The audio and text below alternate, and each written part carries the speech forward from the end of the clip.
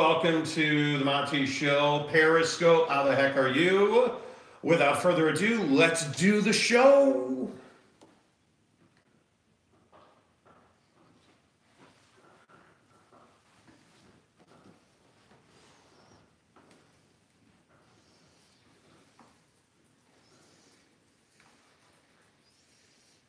The Monty Show with you on All-Star Selection Tuesday.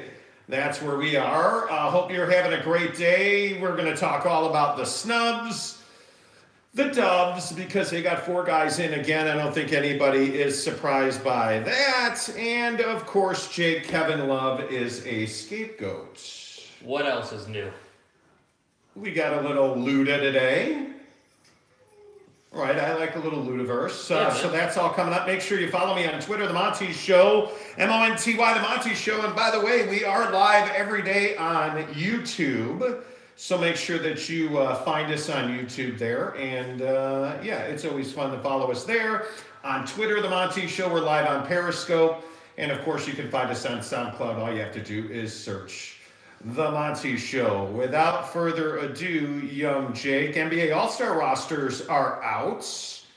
And one of the things that always happens when these rosters come out are people freak out about who's in and who's out. The Warriors broke a record. For whatever this is worth, and I'm not sure it's worth very much, but they get Durant, they get Steph Curry, they get Draymond Green, and they get Klay Thompson on the team. 4 guys, 2 years in a row. It breaks a record. Are they worthy of that?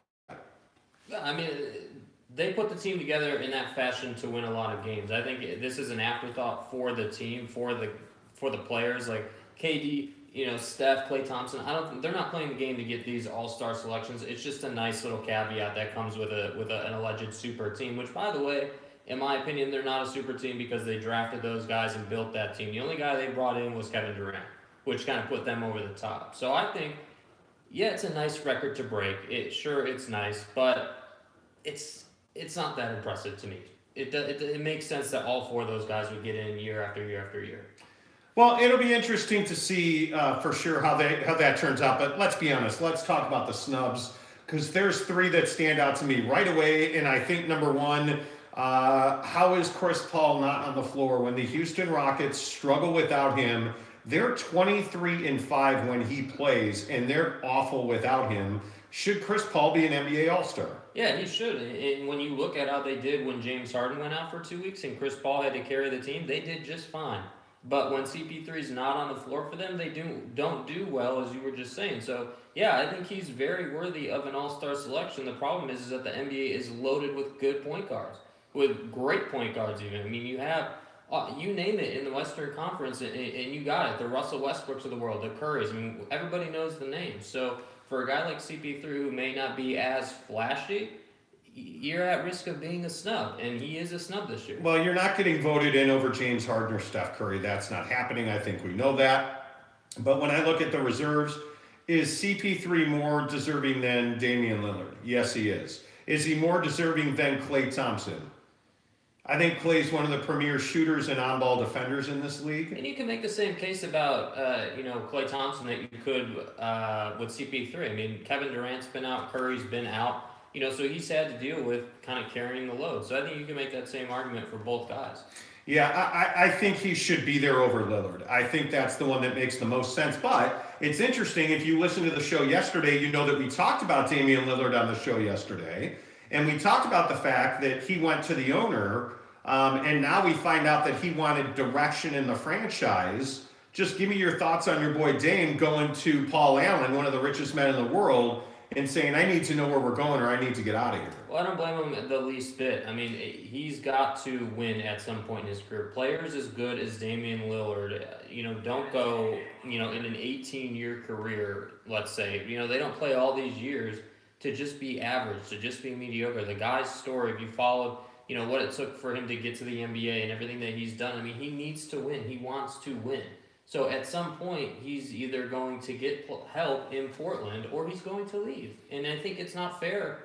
When you say get help, what does that mean? They need to bring in more talent. LaMarcus Aldridge left, and they haven't been the same team since. I mean, it's just that simple. I mean, LaMarcus Aldridge, it took him a couple seasons with the Spurs just to get kind of, acquainted with how they play basketball. So on the flip side, Portland, I think you're making a lot of excuses. I think you're making a lot of excuses. For who? I think the only argument here is whether or not he needs to leave Portland, this is what you said yesterday. Not to put words in your mouth, but does need to leave Portland to realize superstardom. And I think there's a legitimate argument there because he's got talent on that team. I think whether it's Evan Turner, who they went out and got, C.J. McCollum certainly is a good number 2. Al-Farouq Amino's on that team. Nurkic, Myers Leonard. All those guys are bench players in this league. The only reason they're starting is because they play for Portland. The only other guy besides Damian Lillard on that team that matters is C.J. McCollum. He's the only other guy that can actually. Nurkic is scoring 14.5 points a game. He's given them 8 rebounds a game. That's not nothing. I'm not saying that they have a bunch of all-stars, but they have a solid team. He'll never be a star until he leaves Portland. And I think that much is very clear. They're 7th in the West. I think they're only 3 games over. I think he needs to leave Portland to be a star. There's almost no doubt about that. I really don't think that he should be an all-star. For my money, I just don't see that he belongs there. And maybe I'm making too much out of it. Maybe. You talk about a player who carries a team. Damian Lillard is that guy. I mean, he carries that team. There's no doubt about it. There's only one guy who's getting the last shot on that team. That's Damian Lillard. You can say what you want about the rest of the talent on his team. It's not as good as other people, let's say top 5 teams in the Western Conference. I mean, he just simply doesn't have enough talent around him to win in the Western Conference. And I know that you're going to hate on this, but should Donovan Mitchell from the Utah Jazz be an all-star? Seeing as what he's done on a team that is very mediocre. He's playing 30 minutes a game plus. He's carrying them. 19 points a game. The guy is balling, and he really is. I mean, sure, Derek Favors gives you some. Rodney Hood gives you some. He's primarily a shooter. But he's the only guy on this team that I think is really capable of carrying the mail for them. Should Donovan Mitchell be an all-star? He's a rookie number 1, so I think that always hurts your all-star selection. Ben Simmons. Ben Simmons. You look at a second-year guy, Andrew Wiggins. I mean, how is he not an all-star? I mean, he plays really well, but that's really questionable. Arguably a snub, but again, he's still a young guy. I think Donovan Mitchell. I don't think he can be an all-star and win Rookie of the Year in the same season for the most part. I think you have to be just so far over the top. So wait. You can't be an all-star. I don't think. And win Rookie of the Year. Yeah, it's like Cy Young and MVP in baseball. I don't think those two go together in the league. I'm not saying that's how I would handle it. Doesn't being an all-star make you make more of a case for you to be the NBA Rookie of the Year? I certainly think that it does. Yeah, should Ben Simmons be an all-star? If we're talking about Donovan Mitchell, and not every team in the NBA gets all-stars. The Jazz and the Heat, by the way, 2 non-plural teams, Jazz, Heat. Neither one of them. Should a guy like Goran Dragic be in the All-Star game just to represent the Heat, who have been one of the great stories this year? Probably not. But to stay on rookies, how is Ben Simmons not an All-Star in the East? That guy's been unbelievable. 16 points, 8 rebounds, 7 assists. Jason, dude, I know that you get swole and your blood flows to your lower extremities every time we talk about Jason Tatum. But I'm sitting here telling you, Jason Tatum is not a bag of chips. This is not a guy that you're like, wow, Jason Tatum. Donovan Mitchell's carrying a team. He's the only guy on that team. Again, Jason Tatum is scoring 6 fewer points a game. Jason Tatum is doing that in the exact same number of minutes that you have a guy in Donovan Mitchell playing. He's also on a team with Jaylen Brown and Kyrie Irving that make his life a lot easier. Yeah, look, I don't know the stats inside and out, but I would love an opportunity to look at, shots taken per game, opportunities, how much do they have the ball in the hand? Because it makes sense that Donovan Mitchell is going to play the same amount of minutes. It makes sense that he's going to have more points because he's got the ball in his hand more, so he should have more points. Jason Tatum's only shooting 10 times a game.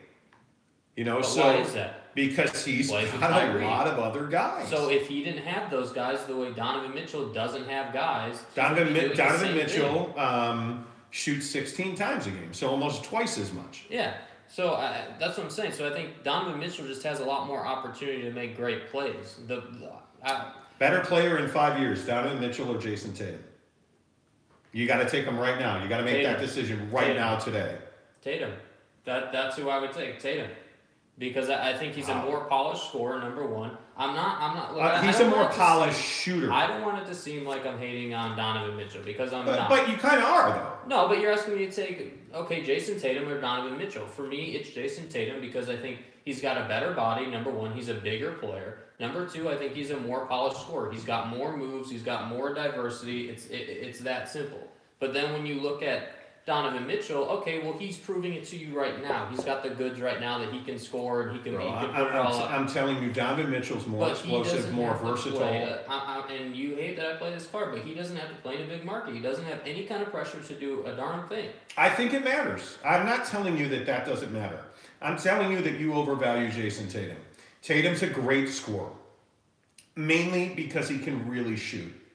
He isn't a get-to-the-rim guy like Donovan Mitchell is. He's not a bring-the-ball-up guy. And I think he needs a little more help. Look, they're both great players.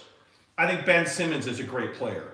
Yeah. To get back to the point, I think Ben Simmons is probably more worthy of an all-star because the notoriety. I think Donovan Mitchell, to your point, it hurts him that he plays in a small market like Utah. And you talk about top end. I think Ben Simmons has one of the highest ceilings of any of the rookies out there right now. Yes, absolutely. Right. I mean, because of his body, because of the plays he's able to make. That's the only thing that really hurts Donovan Mitchell is he's a small player. He still gets it, but he's a small guy. And we've seen over the past, I'd say 5 to 7 seasons, that small guys don't hold up. No, there's definitely an injury quotient there. So that's my biggest concern.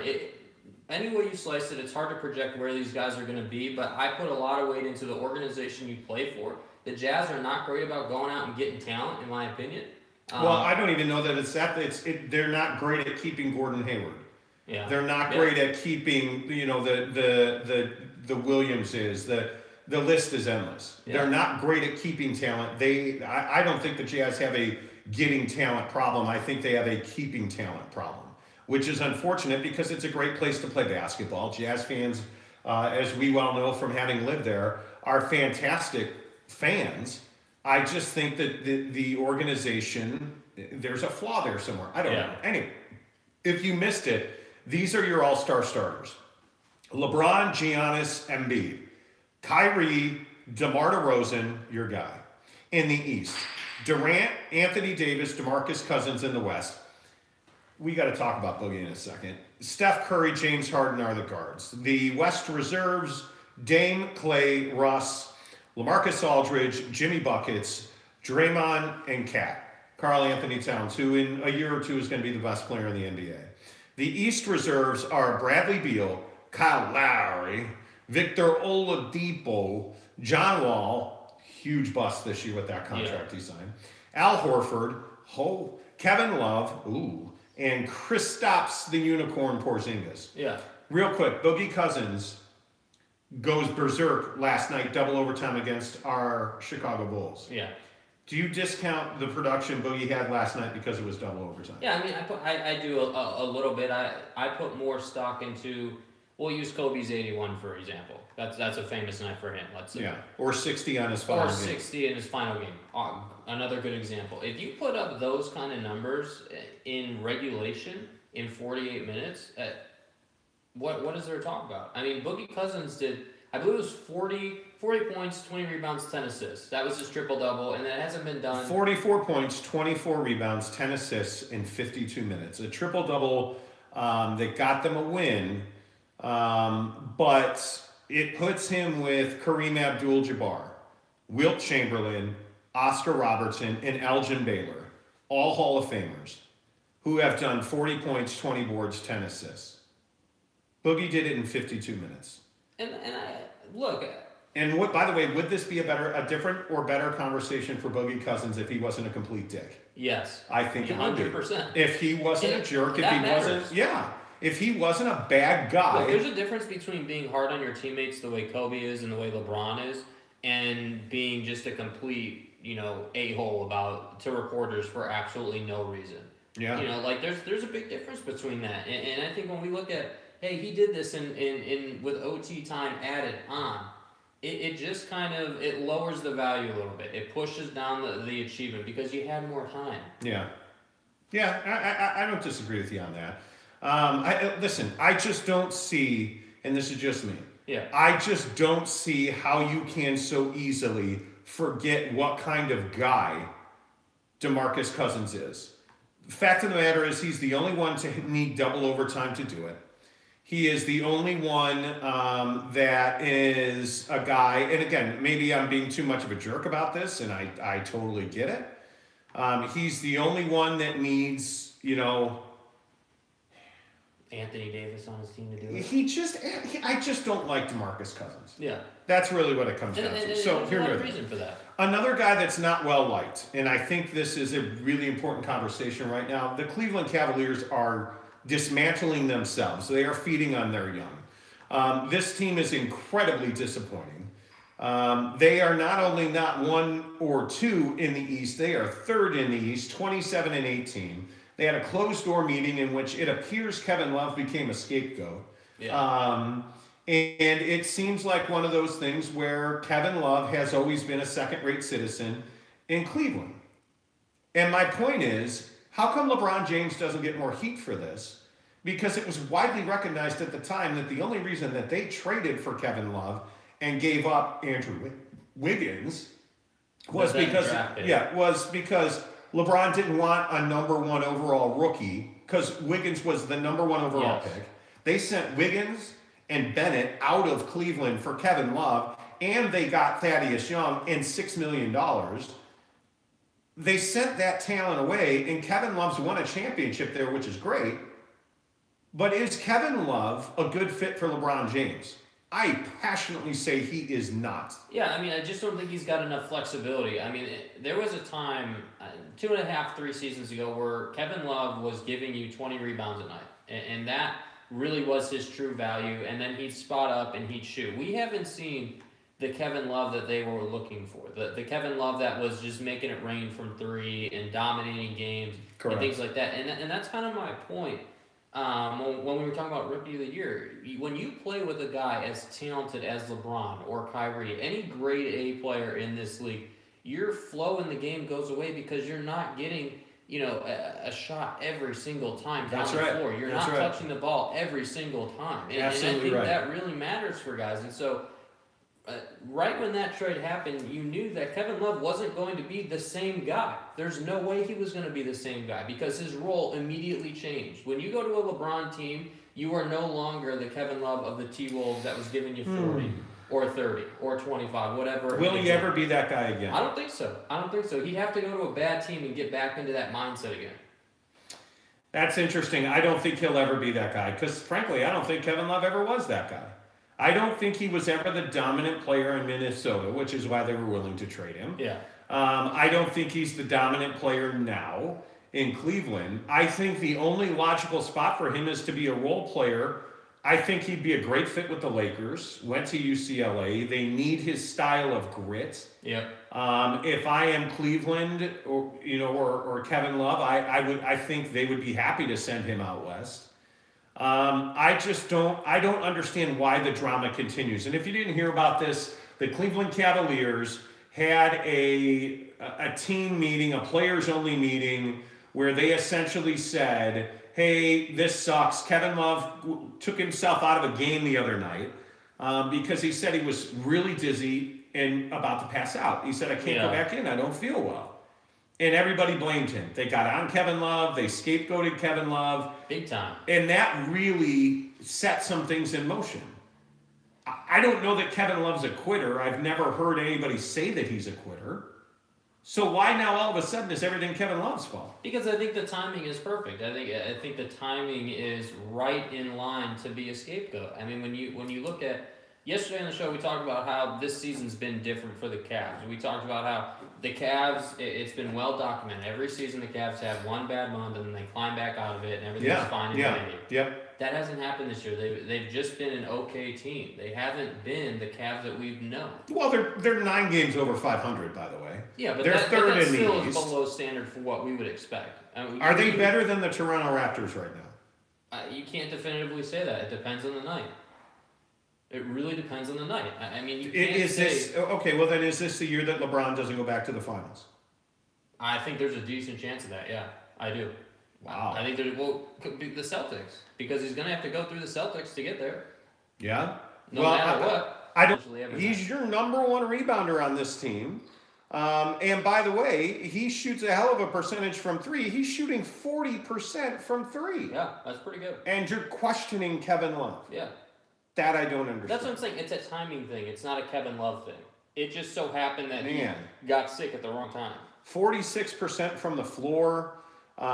He's making 2.3 threes a game. I mean, like, he is shooting the lights out for them.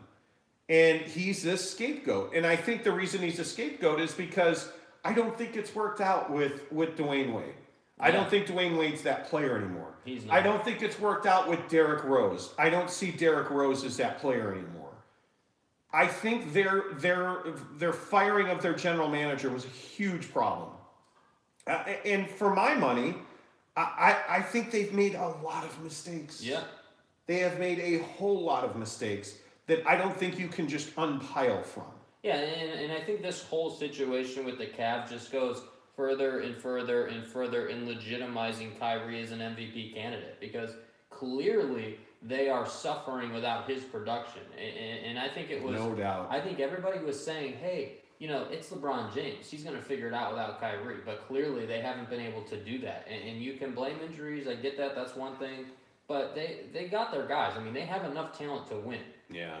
So where do they need to get? The finals, right? They need to get to the finals. They need to win a championship. It's not good enough to get to the finals anymore because you're not better than the Golden State Warriors are. Yeah. You're not. Yeah. And you need to kind of embrace that. Hey, before we get to A-Rod to ESPN, I do want to talk real quick about LaMelo and Cleangelo. Yeah. Clamato or whatever the hell his name is. Leangelo. Oh, my bad. Yeah. My bad. Yeah. Leangelo and LaMelo went off today in Lithuania. Yeah.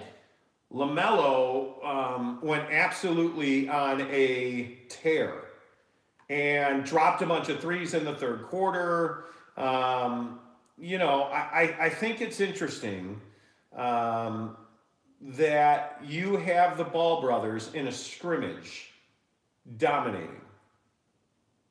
But isn't that what they're supposed to do? And is this a sign that finally Cleangelo or Chlamydia or whatever the heck his name is, and LaMelo, is this a sign that they're developing as basketball players because now they're dominating? Well, first of all, let's just start with who they're playing. Their talent, the talent they're playing is not exactly, you know, groundbreaking talent. It's not the best talent in the world, but again, they can only play who's in front of them, so I'm not trying to, you know, make that argument. But what I am saying is that it's the Big Baller Brand Challenge tournament. Of course they're going to dominate. But wait. That's what they're supposed to do. Right. Only the first time out, they didn't dominate. Right. LaMelo had some cool dribbling stuff. And they're not going to dominate every night out. I think what needs to happen is... Right, but did you see their first, like, actual real league game where they didn't score any points? I don't think they were in the arena. I don't think they showed up. Well, no, dude, they played. Yeah. Well, I mean, if you're going to bust my balls over... hey, this is a scrimmage, you have to go to the fact. And the fact is, in the real game, they were zeros. Like, they couldn't score. They didn't make any shots. They didn't get to the line. They were not the same players. They combined today to score 80 freaking points. And I don't care who they're playing.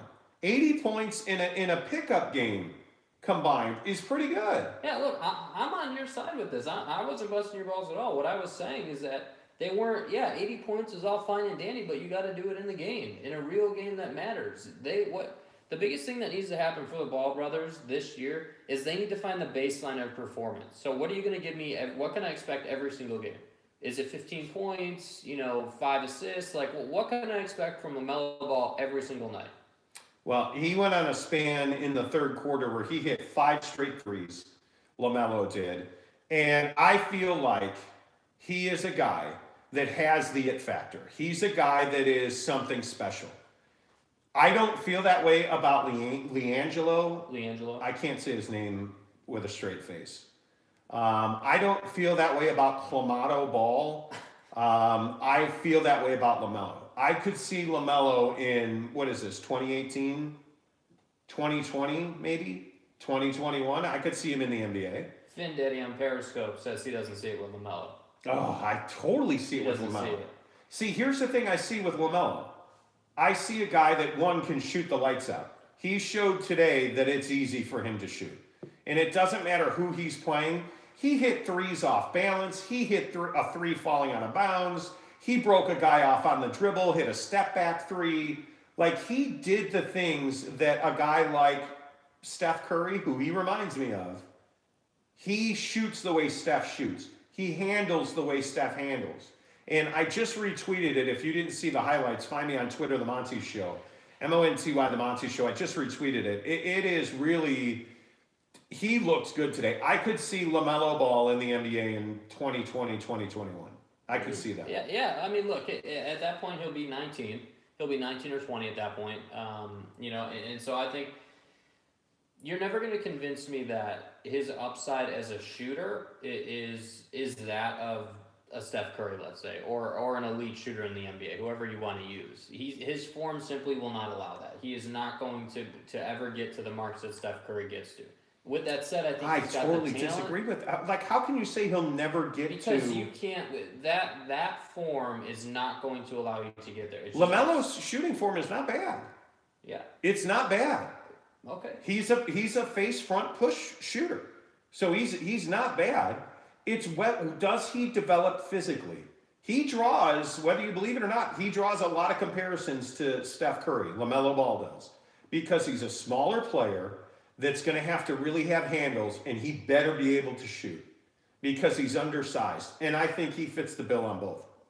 I really do. So, do you ever see LiAngelo Ball being in the NBA? No, I think he's going to be a Euro player. And if I were him, I would play overseas for as long as I could. Yeah, he's a Germany-Spain player. Yeah. Is what LiAngelo reminds me. And there's nothing wrong with that. I think it is what it is.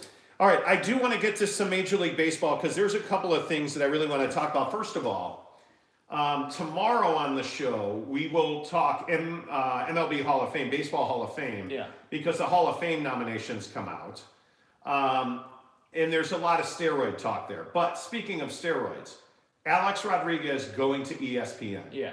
He's going to be on Sunday Night Baseball. How do you feel about that? I'm completely fine with that. I think ESPN needs a name. I think it's been well documented that ESPN is losing, quote unquote, followers, if you will, of whatever variety you want to point subscribers. to. Subscribers to their magazine, subscribers to their app. There's all kinds of different sources for that, but they're losing them quickly and in droves. So I think it'll be interesting to see. I think people are past the whole hatred of A-Rod because of the scandal. And I don't know about that. Dude, I think people are past it. It's not as if he's affecting the game now. He's not on the field having success. Because that's ultimately what the strife is, right? When a guy like A-Rod, takes the PEDs and then goes out and hits 50 home runs. Takes the PEDs, right? But, you know what I mean? Yeah. Right? And then lies about it, right? Yes. So he takes them, has a success, and then says he did it naturally when everybody knows he didn't. That's where people get upset. People aren't going to get upset by the fact that he's speaking from knowledge of the game on a broadcast of a Major League Baseball game. I don't see that. Well, I think he brings instant credibility. I think that's that much I know for sure. I don't care if he used steroids or not. Alex Rodriguez knows baseball. Yeah. And I've enjoyed him. By the way, ESPN and Fox are going to share his services. He will still do the game of the week, and he'll still sit at the desk on the weekends, and he'll still be involved in the postseason on Fox. So that's interesting. But speaking of actual baseball, my R&W, the Chicago Cubs, the reigning not world champions anymore. I have been very, very disappointed with how slowly they have come to free agency. And we're sitting here today wondering, well, are they going to go get Yu Darvish? Because again today, the rumors are out that the Cubs are going to bring Yu Darvish in, and that they're interested in signing him. And I hate that move. Just to be honest with you, I hate that move. I really. Which part do you hate? Which part do you dislike the most about Yu Darvish? He's not an upgrade from Jake Arrieta. And if you're going to spend that kind of money and give him 5 years, and you are probably going to pay him $250 million, you're probably going to pay him a lot of money. Yeah.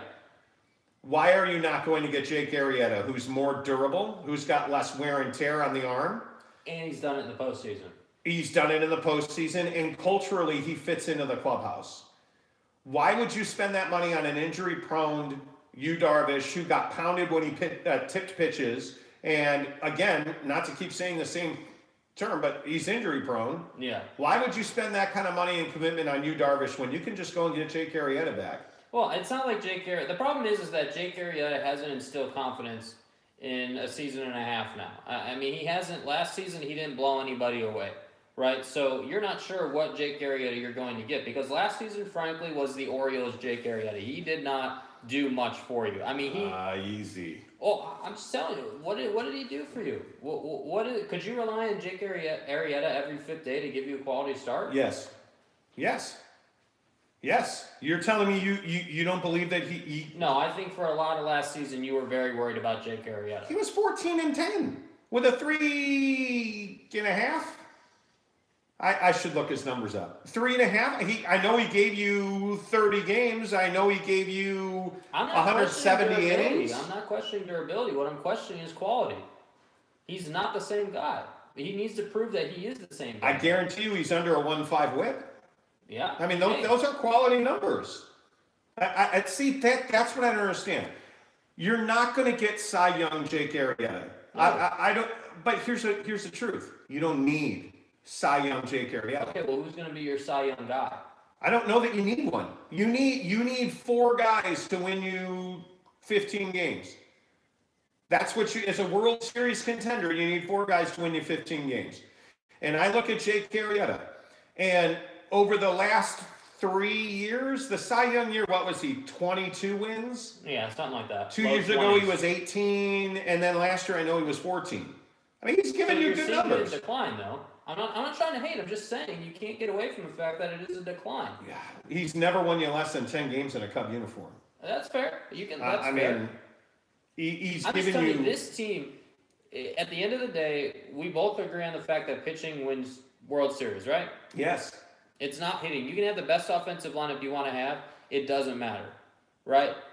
That's how the Cubs won the National Series this past year. So would you take Darvish over? I would take Arrieta over Darvish because of the injury history, but I don't know who else is there. I think you take who you can get. I think it just depends. I mean, yeah. But right. Those are the 2 guys. Those are the 2 arms, and one of them's going back to Chicago. Yeah. I think everybody's pretty on board with that. But if you don't sign Darvish, he's going to the Brewers. I think they've offered him. I say let him go. Contract. I say let him go. Let him go. I mean, seriously, why? And I'm not trying to be a jerk about it. Why would you overpay for Yu Darvish? What has Yu Darvish It's not done? a smart buy. It's not. You know, especially I look around, and I'm like, damn, dude, St. Louis is going to be way better. Way better. Milwaukee's always difficult to deal with. Now, do they pull themselves out and all of a sudden get crazy? Maybe. But I look at an NL Central that's got a down Reds team still, a down Pirates team still, and a very good Cub and Cardinal team. Both those teams are going to win probably 92, 93 games. Yeah. I don't know what the Brewers will do. They're going to have to figure out how to consistently. Yeah, they're going to have to figure out how to consistently win games. But man, I'm telling you, let them have Yu Darvish. Let them have Yu Darvish. I'm just not. You're not an Asian Pacific player guy though, and I think organizations either embrace guys like that, like the Angels getting Ohtani. They went after Ohtani hardcore. And never mind, he's got to have Tommy John surgery. Again, but that's what I'm saying. So you don't understand Japanese what comes with Japanese players. Right, Japanese or Pacific Rim players, because Korean baseball as well. Yeah. Pacific Rim players are injury prone. They throw a hell of a lot more than American players do, or even Cuban players, because in that part of the globe, in the baseball world, you just throw and throw and throw and throw and throw. Yeah. There isn't the health standard. We're not in China or in Japan or in Korea. You don't have the innings limit that Steven Strasburg had to deal with 2 years ago. You don't have that. That's not a thing. You just keep throwing until that ligament gives out. Well, but think about how different the Cardinals are going to be. Grichuk is no longer there. Aledmus Diaz is no longer there. That's a good pickup for Toronto, though. Yeah. Well, they also got, didn't that word Diaz wound up? Aledmus Diaz went to Toronto. I just kind of look at the way that they've gone about this offseason. The other outfielder, 55, that killed the Cubs last year. Piscotty, gone. He's in Oakland. Yeah. Like they're gonna be a different club. They're going to be a different club. They're going to have a really good bullpen. It will be interesting. All I'm saying is the Cubs, and I know that Theo doesn't. The Cubs had better not think that this is good enough. And my hope is that they elect to pay Jake Arrieta. They're going to overpay for Arrieta or you, Darvish. You're overpaying either way. Let it be Arrieta. For I would hope a 3-year deal, because nobody's paying him 5. Yeah. Give him a 3-year deal, and then in the offseason go get Bryce Harper, because Bryce Harper and Chris Bryant want to play together, and I'm like, hey, dudes want to play together. Let's do it.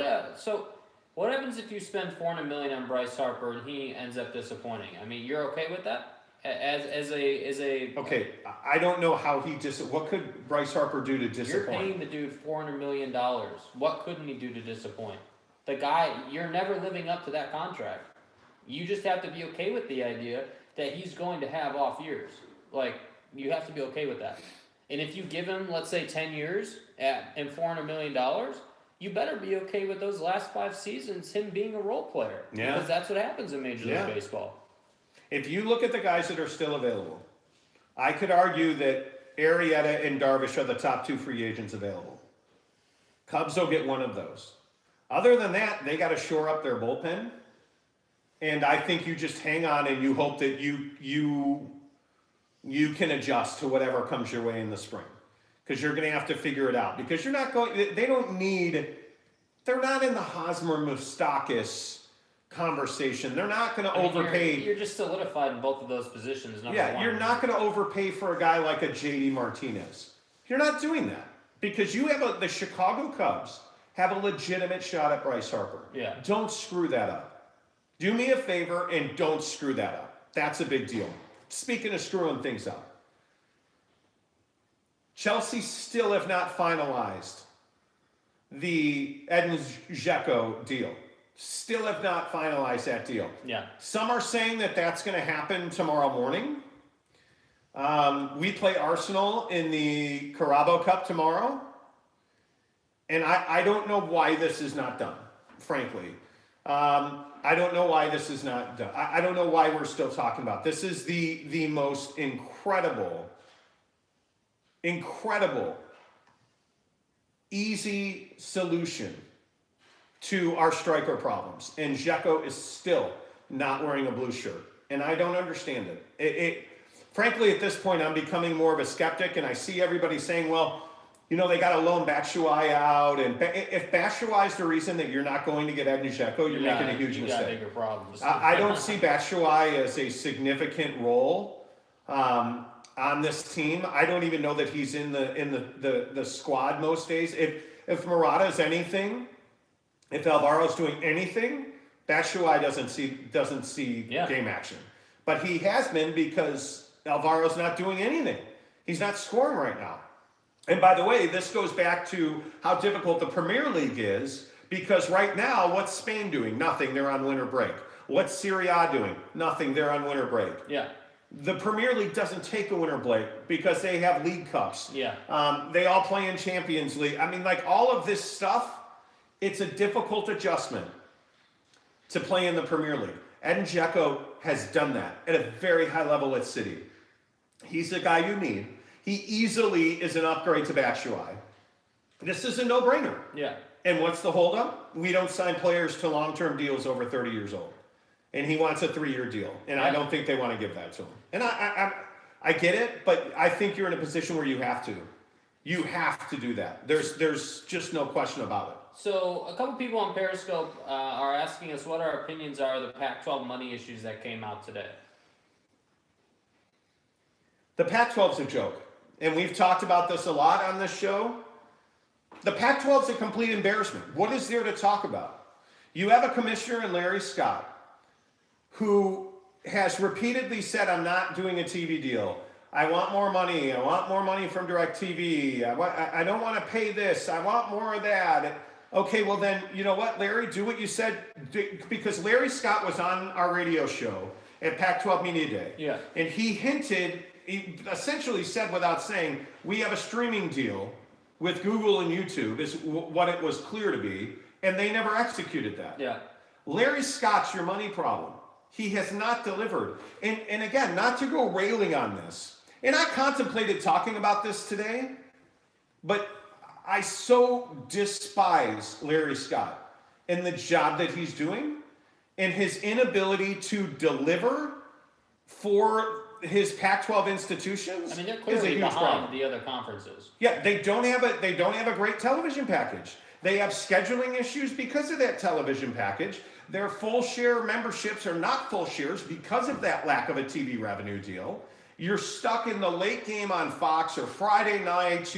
This year, USC didn't have any chance to play for a national championship, even though they had a Heisman Trophy contending quarterback. And Darnold, you didn't play for a national championship as a conference because you sent USC to Washington State to die on a Friday night. Yeah. And that's exactly what they did. They passed away on a Friday night in Pullman, Washington. Yeah. And that's because you don't schedule well, you don't have a TV deal, and you're not, until you get that TV deal. Look at the strength of schedule. Look at the RPIs for basketball. Yeah, look at the RPIs for basketball. With all due respect to Arizona and Arizona State, how are they leading your conference in basketball? When you've got an institution like UCLA, when you supposedly are this power conference, where's Cal? Where's Oregon State? Where's Stanford basketball? Like, you're supposed to have this deep, awesome conference that's struggling to recruit because their kids are not on DirecTV. So mom and dad can't sit around on a Saturday afternoon and watch their kids play basketball or football. Yeah. So until Larry Scott figures out how to pump more cash into the conference, hey, Larry, here's how you pump more cash into the conference. You do a deal with DirecTV, and if you're not going to do a deal with DirecTV, you do a deal with YouTube/Google, because that's the ticket. If you're not going to do the DirecTV solution, you're in Silicon Valley, you are in the heart of technology. The best minds in all of streaming and social media and Google and all of these godforsaken companies that are just sucking us dry, they're all sitting right there in the Bay Area, right in your backyard, from San Jose to San Francisco, Walnut Creek, and beyond. You have all these awesome online companies, tech companies, internet companies, web companies. Freaking make me a deal so that I can watch Pac-12 football in my living room instead of having to go to the bar down the street. Because guess what? I'm not going to the bar down the street because Notre Dame plays on NBC. It's that simple. My biggest problem now is if I want to watch Arizona State football, I got to hop around and figure out where it is. Yeah. That's a problem. Oh, by the way, I can't watch it on stream because I'm a DirecTV customer. Larry Scott's the problem. This is when the Pac-12 expanded and you brought in Utah and you brought in... Utah's the perfect example. Utah needed the deal. Yeah. Utah needed the Pac-12. Now it's flipped, in my opinion. A quality school like Utah is a desirable property. A team like, look at what Texas was trying to do. Put together a super conference. If you're going to lose money, how difficult is it to see a team like the USC or... I think the Pac-12 is incredibly vulnerable. because they're losing money. They laid off employees today, and they're restructuring so that we can bring ourselves forward. That's a nice way to say we've lost a bunch of money, and so, now we got to It's not that you lost money. You're not realizing the return that you promised your membership when you expanded. That's the problem. And you're not willing to go to bed with the devil at DirecTV, but you also apparently can't get a deal done with Google and YouTube. So we'll just do nothing. Gonna guess that's a Larry Scott problem, not a YouTube problem. Yeah, we'll die in obscurity in the Pac-12. That's what we'll do. By the way, before we go, I would just like to point out that I am an iPhone 10 owner. Well, because that's what all the pimps and players do. And being a pimp and a player and a true stud and a kingpin of my life, because I'm not really anything other than a normal dude who spent $1,000 on a phone. Yeah. I'm not alone. The iPhone X over the holiday season shipped 29 million units. That's 29 with an M after it. 29 million units. That's 1 million units every 2 days sold. The iPhone over Christmas sold 1 million units every other day. Yeah. And only 7 million of those were in China. So the whole China thing doesn't work there. I'm just telling you, the iPhone X is a great device. It's a great device. I love it. I absolutely love it. Make sure you find us on YouTube, The Monty Show. Monty, The Monty Show. Subscribe. We do the podcast on YouTube live. What's up, everybody watching on YouTube? We do the podcast live every day and then post it on YouTube. You can watch it. Today, if you were watching us on YouTube, you would see an insane amount of Girl Scout cookies because the local Girl Scout branch got all their cookies in today. My wife, who is home and probably doesn't want to hear that I spent $101 on Girl Scout cookies today. I mean, we're absolutely committed. It's a we thing, YouTube. We spent $101. Teamwork makes the dream work. Teamwork makes the dream work. Yeah. So there you go. Hey, we'll be back tomorrow, Major League Baseball Hall of Fame. I'll probably rip the Pac-12 more. Who knows? That's Jake. I'm Tim. Monty. Bye. Follow me on Twitter, The Monty Show. Monty, The Monty Show. See you tomorrow. What's up, YouTube? Appreciate you very much. Thank you for watching this podcast. Please subscribe right now. Plumbing's good. It's